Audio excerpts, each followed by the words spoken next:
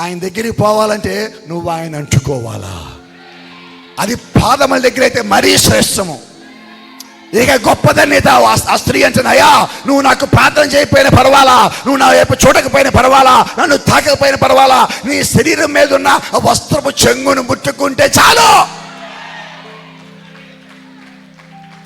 ఆమేన్, హల్లెలూయా.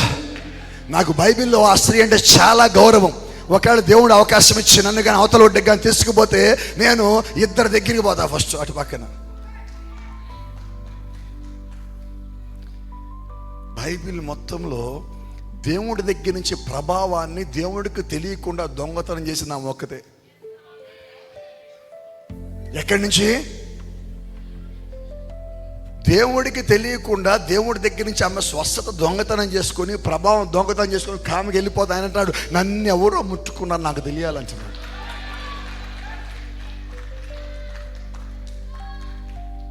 అయితే కొద్దిమంది ప్రజలు ఉన్నారు, చర్చికి ఎప్పుడు వస్తారో తెలియదు, ఎప్పుడు పోతారు. వీళ్ళు మళ్ళీ ఏం దొంగలు నాకు అర్థం కావట్లేదు. వాక్యం బిగినాక వస్తారు, ప్రార్థనగా వెళ్ళిపోతారు. వచ్చాం మాస్టర్ గారు, మేము అటెండెన్స్ చేయించుకున్నాం, వేలు ముద్ర వేసి వెళ్ళాం. నువ్వు చర్చి విశ్వాసివి, నాకు చర్చి విశ్వాసులు వద్దు. మీరెందుకండి? నాకు దేవుని రాజ్యానికి వెళ్ళే వాళ్ళు నాకు కావాలి. ఒక మంచి భాషగా చెప్పిన మాట చెప్తాను, సంఘమును ప్రజలతో నింపద్దు, సంఘమును భారం కలిగిన ఆత్మలతో నింపండి. ఆమేన్. ఎందుకని భారం కలిగినట్టాడంటే, నిజంగా నువ్వు దేవుని యొక్క సేవకునివైతే, నిజంగా నువ్వు దేవుని యొక్క విశ్వాసం అయితే, ముందు నీవు భారం కలిగి ఉంటావు.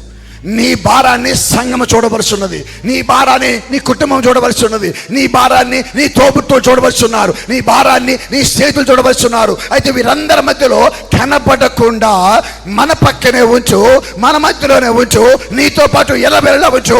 ఒక్క వ్యక్తి నిన్ను దివారాత్రములు గమనిస్తూనే ఉన్నాడు. ఆమేన్.